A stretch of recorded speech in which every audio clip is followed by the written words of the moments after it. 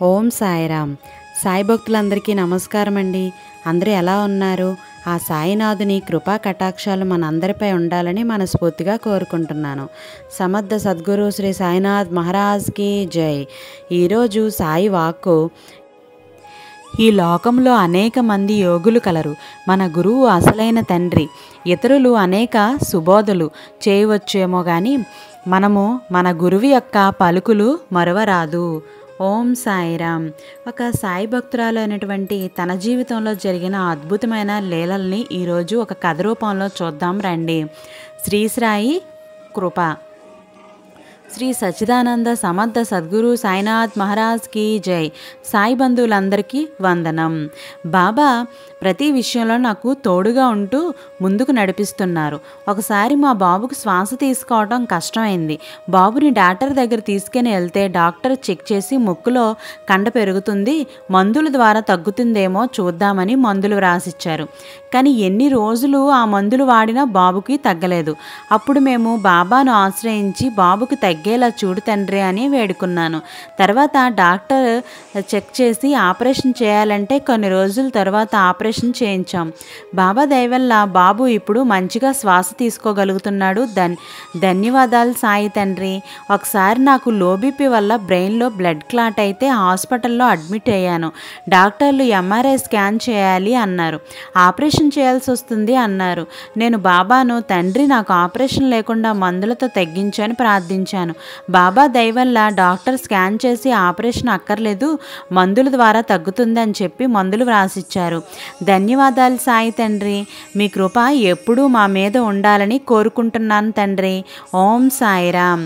షిరిడీ దర్శన భాగ్యాన్ని ప్రసాదించిన బాబా. ఇది మరొక భక్తురాలు తన జీవితంలో జరిగిన సంఘటనని కూడా చెప్పారండి. ఆ కథను కూడా విందాం రండి. ఓం సమర్థ సద్గురు సాయినాథ్ మహారాజ్కి జై. మాది విజయవాడ.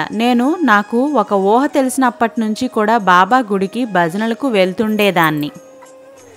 అప్పట్లో టీ రొట్టెల మీద బాబా దివ్యరూప దర్శనం అయ్యేది. నేను కూడా ఒక భక్తురాలి ఇంట్లో రొట్టె మీద బాబాను దర్శించాను.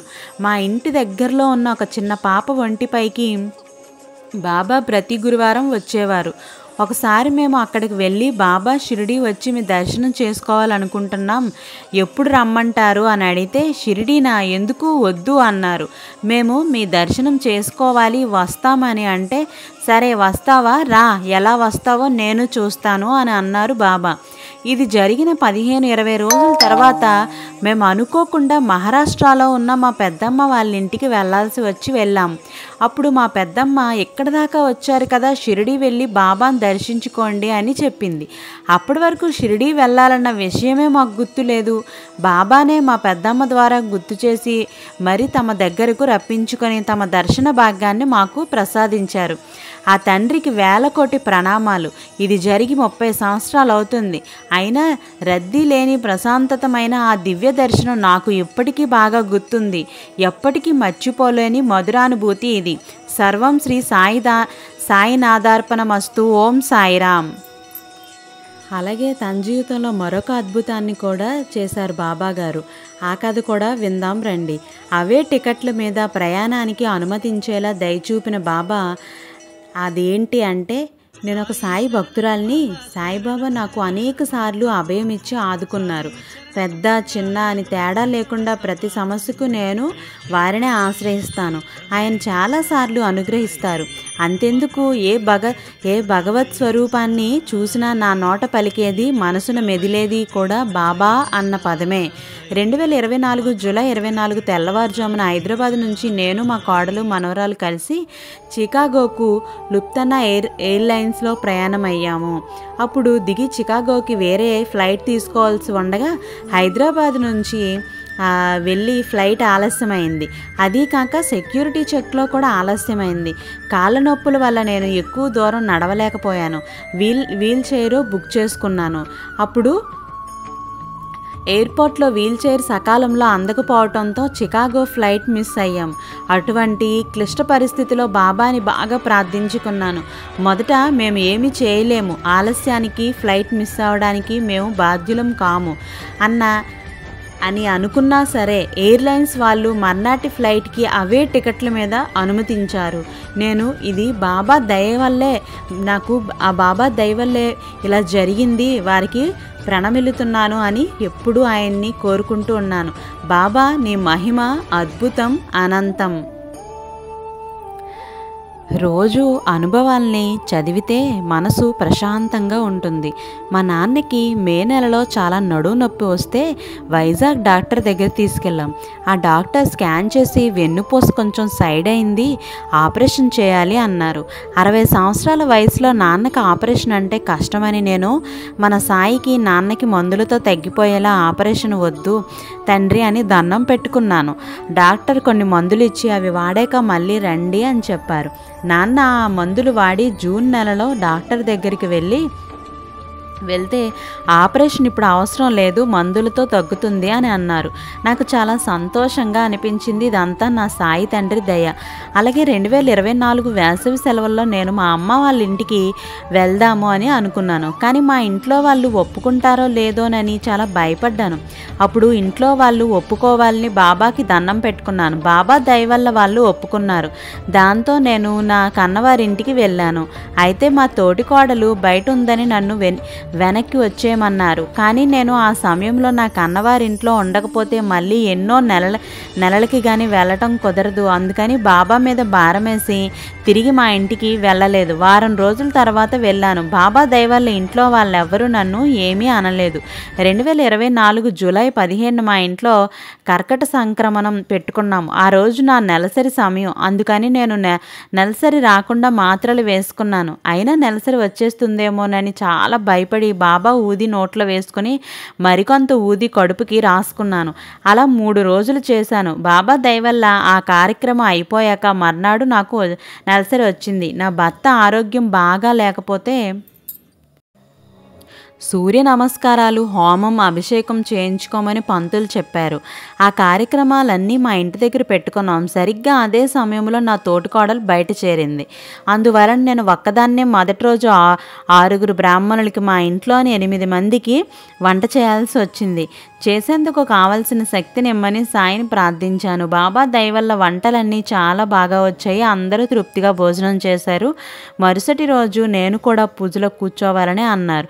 నేను పూజలో కూర్చుంటే వంట ఎలా అని ఆలోచించి మా బంధువుల్ని రమ్మని పిలిచాను. కానీ ఎవ్వరూ రాలేదు. దాంతో మా వారు వంట బ్రాహ్మణుని బుక్ చేశారు. సరిగ్గా హోమం జరిగే సమయంలో మేఘం కమ్మి చిన్న జల్లు పడింది. నేను వెంటనే బాబా వాన తగ్గాలి అని దండం పెట్టాను. మా వాళ్ళు టార్పిన్లని కట్టాలని ప్రయత్నించారు. కానీ ఆలోపే వర్షం తగ్గింది. హోమం చాలా బాగా జరిగింది. అంతా నా సాయి మహిమ. మా పెద్ద పాపకి ఎంసెట్లో 90,000 ర్యాంక్ వచ్చింది. నేను తనకి మాకు దగ్గరలో ఉన్న జిఎంఆర్ కాలేజీలో సీటు రావాలని బాబాకి దండం పెట్టుకున్నా. బాబా దయ వల్ల తనకి సివిల్ ఇంజనీర్ సీటు వచ్చింది. థ్యాంక్ యూ సాయి తండ్రి. ఎప్పుడు నాయందు మీ దయ ఇలాగే ఉండాలని వేడుకుంటున్నాను. నేను ఎప్పుడు మిమ్మల్ని మరువకుండా చూడు తండ్రి. మీ పాదాల యందు స్థిరమైన నమ్మకం, భక్తి నాకు కలిగేటట్లు చేయి తండ్రి. ఓం సాయిరామ్. బాబా ప్రేమ అనంతం. అసలు దాని గురించి ప్రత్యేకించి చెప్పాల్సిన అవసరం కూడా లేదు. ఎందుకంటే అది మన నిత్య అనుభవం. కష్టం వచ్చినప్పుడు అండగా నిలవటంలో, సమస్య వచ్చినప్పుడు పరిష్కారంలో చూపడంలో, శారీరక మానసిక రుగ్మతలను తొలగించడంలో, అనుకోని ఆపదల నుండి ఆదుకోవటంలో, ఇలా చెప్పుకుంటూ పోతే బాబా ప్రేమ ఎన్నో విధాలు మనకి అనుక్షణ అనుభూతిగానే ఉంటుంది. ఆ ప్రేమ ద్వారా మనకు లభించే ఆనందం, ధైర్యం కేవలం మనకు మాత్రమే పరిమితం కావు. మన అనుభవాలను తోటి భక్తులతో పంచుకున్నప్పుడే వాళ్ళు కూడా ఆనందాన్ని, ప్రేమని ఆస్వాదిస్తారు. అంతేకాదు బాబా పట్ల భక్తి, శ్రద్ధ, సబూరి దృఢముగా ఉంటాయి. కొన్నిసార్లు భక్తులు ఉండే స్థితిని బట్టి వారికి బాబా ఉన్నారు, రక్షణ ఇస్తారు అనే ధైర్యం కలుగుతుంది. అందుకే ప్రస్తావించిన కొన్ని ప్రయోజనాలు మాత్రమే బాబా ఏ అనుభవం ద్వారా ఏ భక్తుని ఏ రీతిలో అనుగ్రహిస్తారో మనం ఊహించలేము. అందుకే అనుభవాల ద్వారా మనం పంచుకునే బాబా ప్రేమ ఎన్నో విధాలు అందరికో ఎంతో ఉపయుక్తం కాగలదన్నమాట. అందుకే అందరికీ మాదో చిన్న విన్నపం, ఈ అనుభవాన్ని వినేటప్పుడు ఇంకా మీ అనుభవాన్ని మనం మాత్రమే కాకుండా ప్రతి ఒక్కరికి కూడా షేర్ చేసి వాళ్ళల్లో కూడా ఎంతో కొంత వాళ్ళ ద్వారా కూడా ఈ అనుభూతిని వాళ్ళు కూడా షేర్ చేసుకునేటట్టు 10 మందికి అందరికీ పంపడం జరుగుతుంది.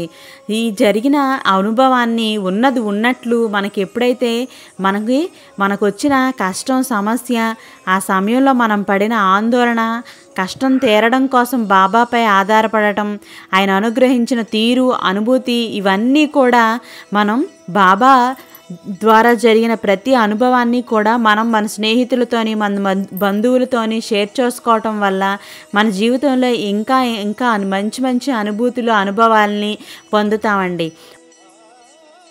ఈ వీడియోని చూసిన వెంటనే అందరికీ షేర్ చేయండి. బాబా గారు లీలల్ని ప్రతి ఒక్కరూ కూడా వినాలి. ఆ వినటం వల్ల వాళ్ళల్లో ఎంతో కొంత ధైర్యం, ఆనందం కలుగుతూ ఉంటే మనకు కూడా ఎంతో కొంత చాలా సంతోషంగా అనిపిస్తూ ఉంటుంది. రేపటి వీడియోతో మళ్ళీ కలుద్దాం. సర్వే జన సుఖినో భవంతు. ఓం సాయిరామ్.